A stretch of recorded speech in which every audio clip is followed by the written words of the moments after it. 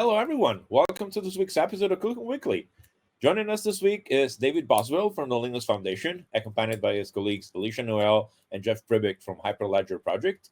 And this is going to be sort of a part two. We had a very interesting chat about the future of Hyperledger, supply chain, open source in general. And I thought it would be a great focus to ask David to bring his colleagues to talk more about the supply chain use cases and Hyperledger in general. So thank you very much for joining us today. Yeah, and thanks for having me back. I enjoyed our first conversation, and I'm looking forward to this one as well. And welcome. And would you like to do a quick round of introductions so we can get started? Sure. So my name is David Boswell. I'm the Senior Director of Community Architecture for Hyperledger at the Linux Foundation. Good. Jeff? Hi, I'm associated with the Hyperledger Foundation, in this case, with the Special Interest Group, Supply Chain and Trade Finance. One of the co-chairs. Great. My name is Alicia Noel. I'm also one of the co-chairs of the Hyperledger Supply Chain and Trade Finance group, and I've been looking at blockchain uses and Hyperledger uses in supply chains, especially food and ag, since around 2016-17. So there's a lot going on and excited to talk about it. Wow.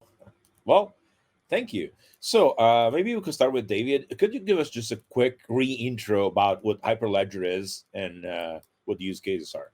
Sure, absolutely. So for anybody who missed our first conversation, I'll just do a very brief intro. So the Hyperledger Foundation is one of the open source communities hosted by the nonprofit Linux Foundation. The Hyperledger Foundation is specifically focused on enterprise blockchain technologies. It's been an open source community for right at 8 years now. If you're interested in hearing a recap of the last 8 years, Hyperledger is running a Hyperledger 8th anniversary webinar on January 31st. If you go to hyperledger.org, you'll find an opportunity to get more details about that and sign up. So if you're interested in the whole history of the community and what's been going on, please do sign up for that. But just very briefly, Hyperledger, you can think of it as doing two different things. We create open source software. So developers all around the world come together, work on different pieces of software that are free to use, free to modify. You're probably familiar with maybe some of them, such as Hyperledger Fabric or Hyperledger Bezu. And then the other side of the community, which is where this conversation comes in, is we have special interest groups that are focused on helping people take those technologies and adopt them in different industries. So we have a number of different special interest groups, ranging from healthcare, telecom, kind of a whole range of different areas where we're seeing adoption of blockchain. And then that's where Alicia and Jeff come in. We're specifically today focusing on what's going on in the supply chain and trade finance space. So that's one of the most active special interest groups. A lot is going on. And just like the projects, if you're interested in what's going on and what's being discussed today, that's also open. You're welcome to get involved in that as well. So we hope to see you in the community. Yeah, we had a great chat about the community and management. And in a sense, we did run out of time when we were about to discuss use cases. So since I think the supply chain is going to be more and more important for various reasons in the future, not only just because you need to know where things come from, but also where they went through and what was used to transport them, all the things. And there's a lot of interesting topics. Again, thank you. So maybe we'll start with Alicia. So what are the main use cases for Hyperledger in the supply chain area? Well, the one that most people think about first when it comes to using blockchain Hyperledger in supply chain is traceability. Because where did the product come from? What's the logistics data? Who has custody of it when? And enabling companies to trace every product back to sourcing. There's also use cases around onboarding suppliers into a system. There's use cases around cross-border trade. There's use cases around shipping costs and managing shipping disputes, managing payments around things. There's a lot of smart contracts being used for that. And that's enabling a lot of savings for different companies. Good. Yeah. I think that also again has probably some ethical aspects too, and energy usage. Also, in general, there's a lot of cases where products actually come from either areas that are in conflict or not really. Some sources can be sort of borderline. So that's very, very important. So Jeff, you are a strategist, so you work with companies. So you think it's been hard to get companies to look at the blockchain as a legitimate help for their trades? And if so, why? Because that's my feeling sometimes. Like sometimes I go and say, hey, there's a blockchain you could use. Isn't that the thing they used to scam people or something? So it's hard to get it out. That's the main problem, I feel like. Well, one of the problems I've seen in that is the mixing of the word crypto with blockchain. So when they see blockchain, they think of Bitcoin. That's the media's fault. It's just as bad as what's going on right now with AI, where they're putting applications out there, or they're stating there's applications running AI. They're really, if you talk to some AI focused, and I've been in a couple of these meetings lately where the AI direct usage right now is, it's really not there, but they're putting investment in it. So there has been uptick quite a bit in the blockchain for supply, Hyperledger use, or blockchains in general for supply chain. So as far as adoption, I think it's more of a slow adoption rather than a refusal to adopt. And there's two reasons for that. One is, and have worked in one of the big global organizations on the planet, there's legacy applications that this impacts, and they have to make decisions, not just implement blockchain, but also walk away from their SAP system, possibly in big parts of it, not entirely, but they see that struggle going back and forth about where that capital spend should be on IT. So I think it's more of a slow update. But again, there's quite a few. It's one of those things where whether it's IT news or whether it's the general media, they're just not covering a lot of things. They're going to the latest things. So there is quite a bit of activity out in blockchain. There is adoption. The ebook shows some detail as far as some of the use cases, very detailed on what the financial benefits are. And one of the things when people ask me about supply chain, which their ears perk up for some reason, is what has your organization done? Give an example. So I bring the wine one up because everybody's ears perk up when you say wine. But one of the things in the ebook is there are wines out there that you may have purchased. Some of the people in this meeting, some people listening to it, that had a little indicator at the top that read out temperature and pressure from an IoT device, and it scanned it to the vineyard, and it told the vineyard what conditions that wine had experienced from the time it left the vineyard to the retail store. And we talk about traceability, which Alicia mentioned. Traceability comes in a form also of being able to read those devices, and it's immutable. And a winemaker can stipulate to a logistics company that if this wine is exposed to high temperatures, or if the pressure differential occurred where somebody opened up that bottle and poured out that $200 bottle of wine into a glass and put something else in it, put a stopper in it, we're going to see it. So we don't want that reputation of our wine getting over to the retail store, even if they return it and say there's something wrong with this. That's a good example of where the blockchain comes in, where the supply chain, it can track the goods that leave the vineyard all the way to the customer. And they're doing this with other foods. Even oil bulk transport is one of the items in there. So blockchain has hard financials around use of it, whether it's reputation, which has a financial impact, but also in this case, this one vineyard had 10,000 less bottles returned in 2021 than previously when they instituted this traceability. So anybody in a management position in a corporation that's manufacturing something that's going through supply chain, if they're putting their nose up at blockchain, their IT folks are responsible for not bringing it to their attention. But we're seeing the adoption out there. I keep running into stories about more and more about, I just sent one out today about how Nestle is using Hyperledger Fabric to trace its products. So I think it is picked up. It's more than people assume. But again, the media just focuses on, even the IT media, on crypto coins and AI right now. It was blockchain for a little bit, but again, there was quite a mix-up. I think the people on this call can agree. And I saw clearly on financial channels about investments and about crypto and mixing blockchain and crypto together, where the Hyperledger Fabric blockchain, well, that's Bitcoin.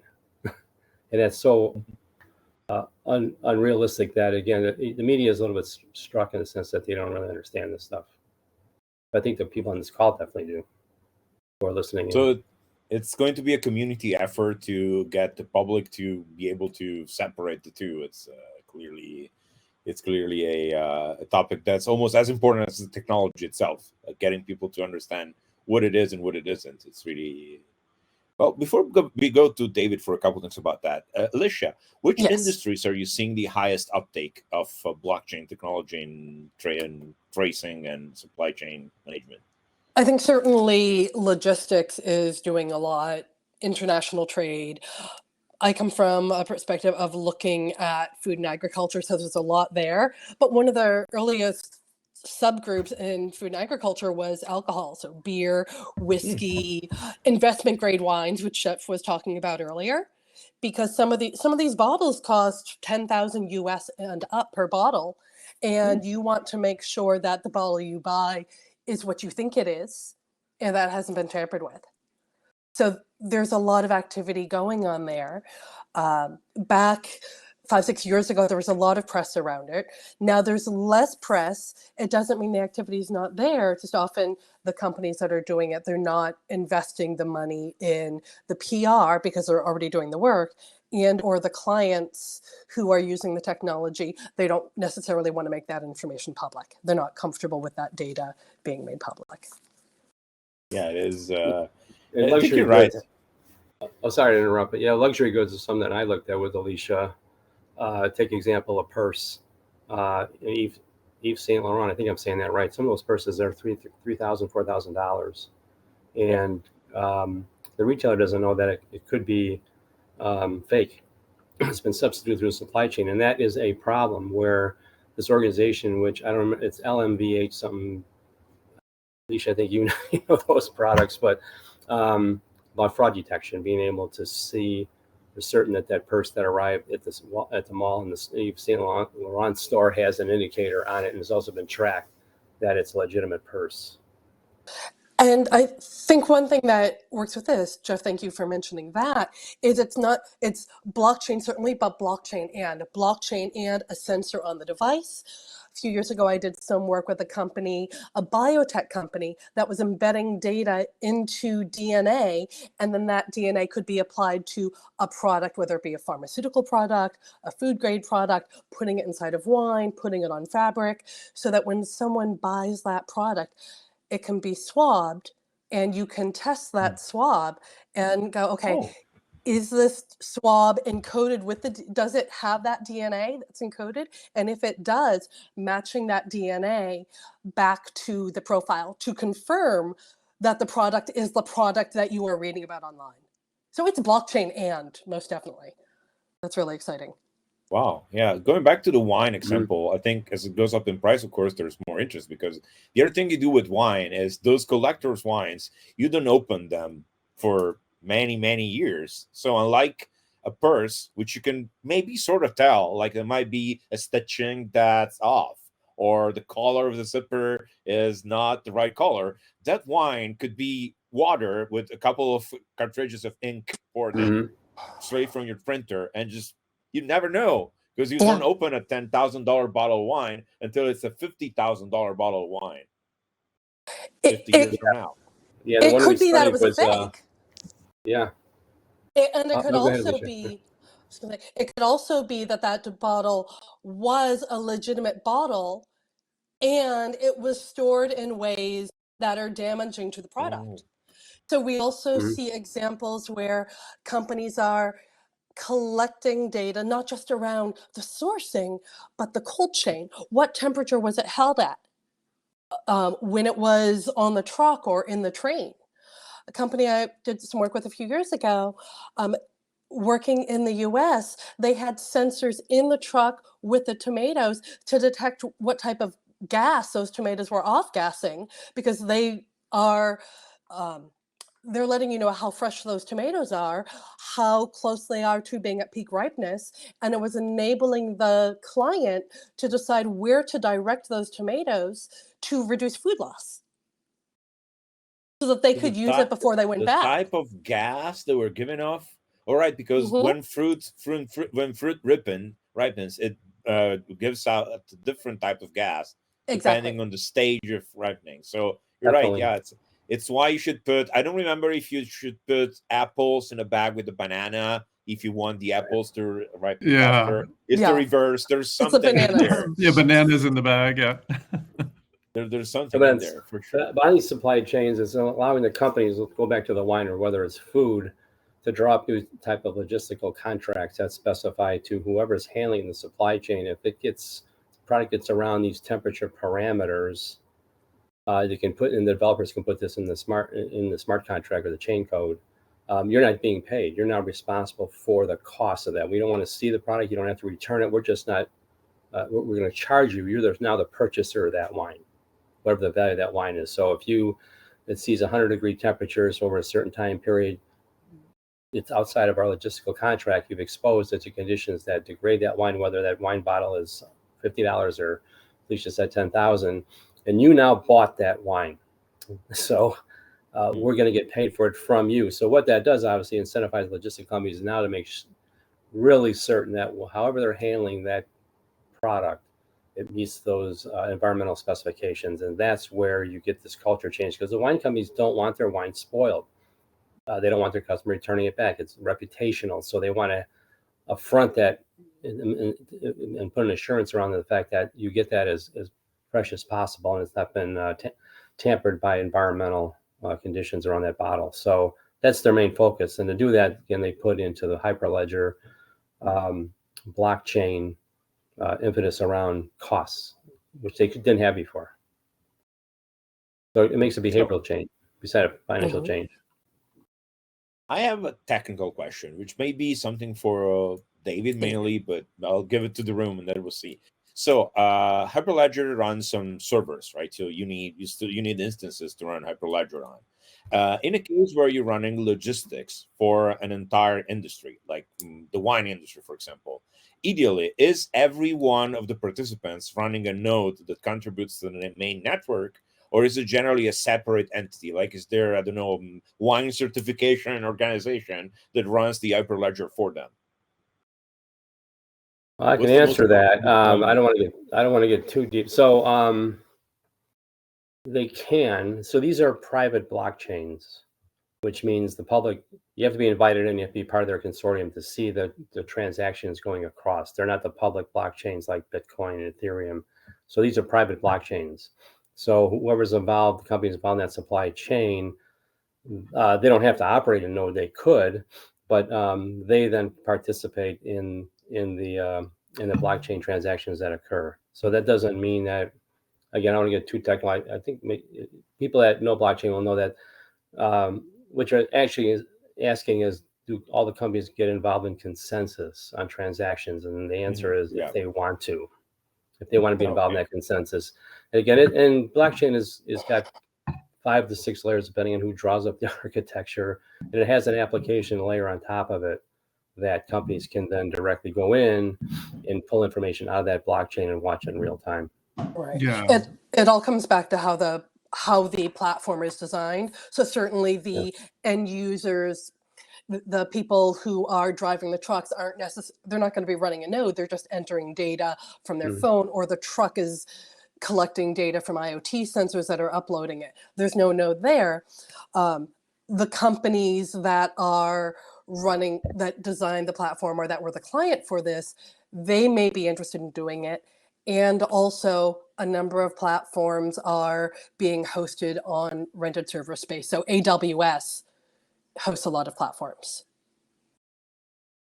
And just to build on that, I mean, I think what we've heard anecdotally is, to build what Jeff and Alicia said, each use case is unique and different and set up in a way that maybe is different from a different use case. And I think, to build on what you had said earlier, Luca, I mean, the technology is fairly straightforward at this point. I think that most of the tools and platforms are mature enough at this point where kind of what you're doing, how to get that set up. But I think the governance, we often hear that governance of setting up a network is the bigger challenge than the technology itself. So I think figuring out that question, who runs the nodes, who is responsible for consensus, is often the trickiest part of setting up a network. Yeah, I'm asking because from personal experience, years ago as a consultant, we used one of the first versions, probably Hyperledger, to build a supply chain monitoring, tracking application for textiles, specifically virgin wool. So wool that comes straight from the sheep. So from the farms down to Europe, especially Italy. Italy is one of the area we live in is the area where all of the most expensive fabrics in the world are made for. Like Loro Piana comes from here, Xenia. 90% of Kashmir goes through my area. So we've seen a lot of that. And it was really interesting. But that project did run into a lot of governance problems because we ran into things from suppliers not being able to interact with the software because they were not equipped technically. So these guys have farms. They're in the middle of Australia. They're not running servers on the farm. Farms these days have drones and all the highest technology you can think of, but it's dedicated to their use case. It's not, they don't have a server room, right? They might have drones that are $2,000 each, and they have like 100 of them to track every sheep on the ground, and they know everything. But they don't have a server they can use to run a ledger. No, they sort of tell you it's not our job, right? So we make the finest fool in the world. We don't know why you're asking these questions.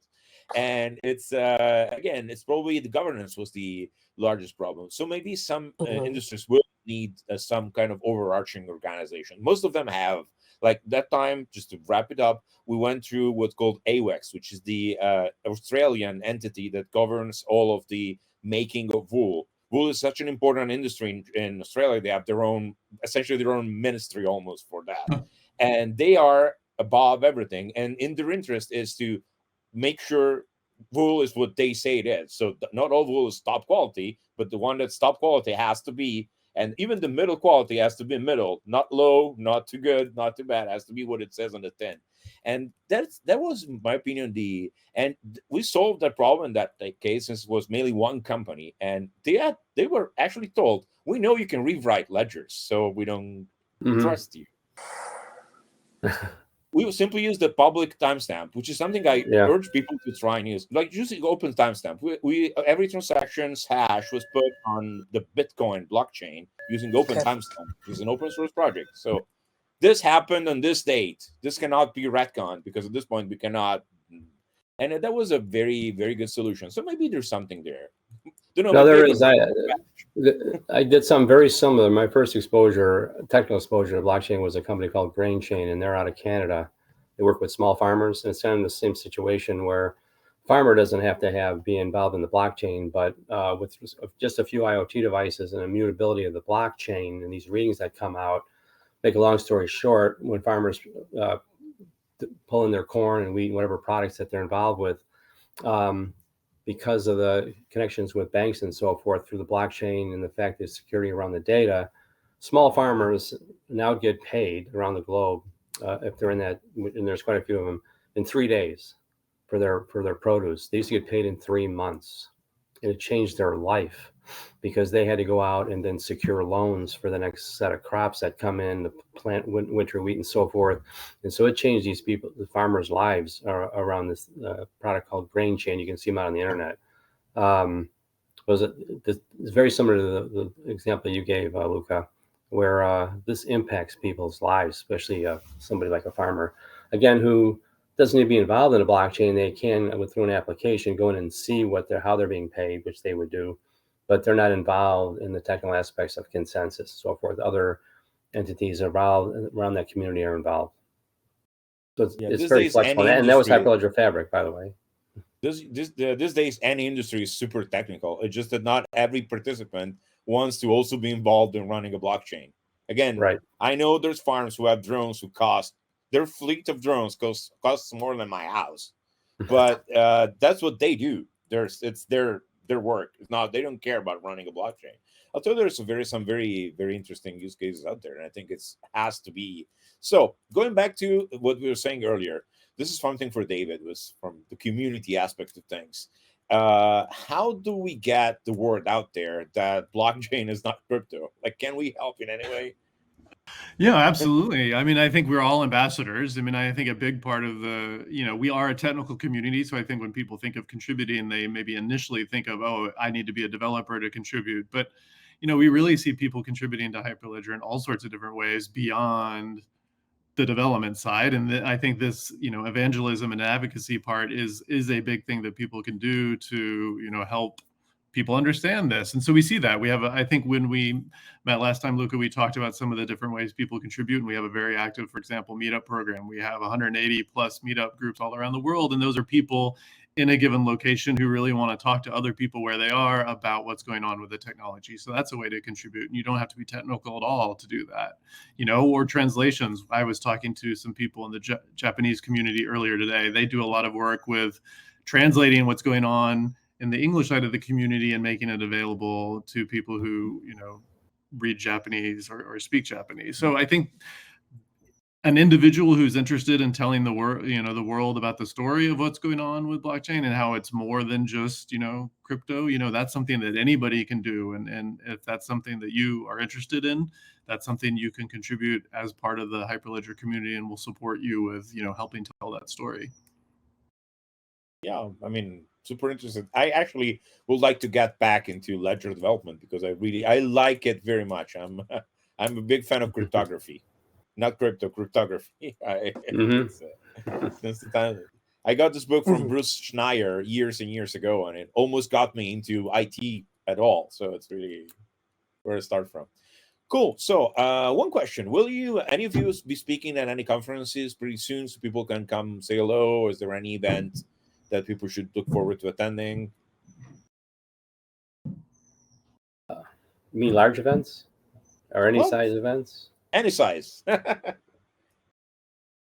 There's a Chicago area meetup group that's asked me to come in, and it's there's two of them. One is it was a holiday party if I couldn't go, but in January and then first quarter next year, whether or not they want to hear more about Fabric and about blockchain in general. So I might be. I see they haven't given me what the content of the what it'll be yet.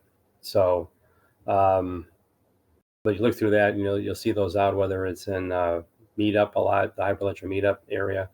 They advertise a lot of those. So in my case, I might be.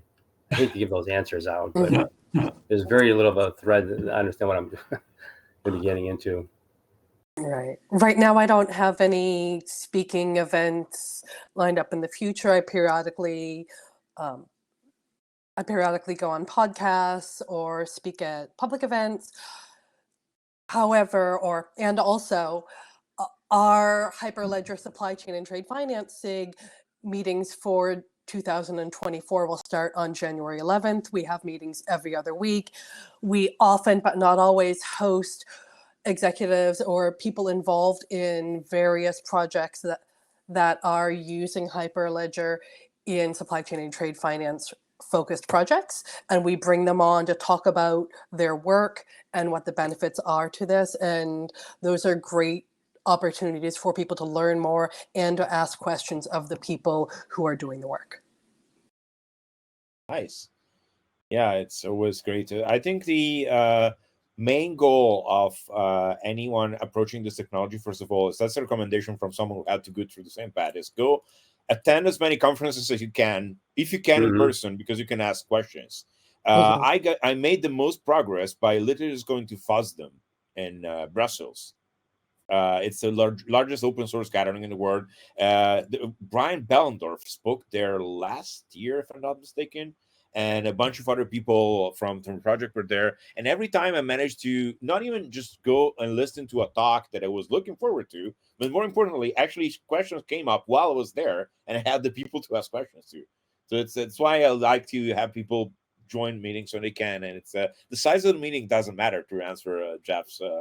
I've had the best experience where we met like 10 people around the same topic, just meet up in a bar and have a couple beers and think about what could be done. It's often a very good experience. So I think that should be encouraged more. And now's a great time to be looking at the technology too, because it's at a point in the adoption where a lot of people have been using it. So to your point, Luca, like you can ask people who've tried to implement something and they can give you, hey, this worked well, this didn't, or I would have done it this way. So, definitely get involved in the community. Yeah, and talk do this, don't do that. It's really right. It's really great. Sometimes knowing what not to do, especially when you're approaching something. Yeah. Especially when you're approaching something that is this, I wouldn't say difficult, but I mean, blockchain technology is not like learning HTML. Let's put it that way. It does have a bit more nuances to it than just making web pages.